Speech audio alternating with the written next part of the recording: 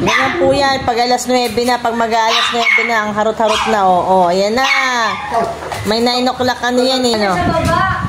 Ha? Kumain. Mas tumatawag dito, di pa yung put niya. Kumain, hindi kumain. Ayan, oh. Ganyan po yan. Maharot po yan. Pag 9 o'clock na ng gabi, mag-alas 9 na, may, ano yan eh.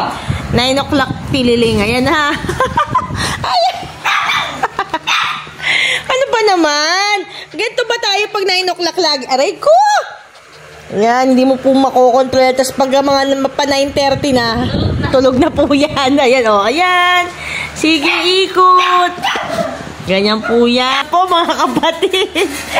Si 9 o'clock, ano yan eh? Ay, may bulto dyan. Super. Super.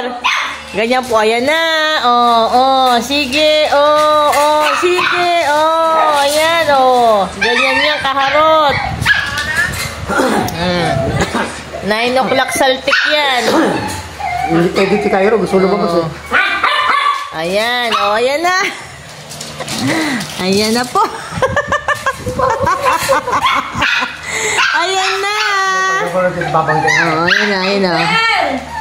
Ganyan po yan mga kapatid. Yung husky na yan. Yan si Whooper.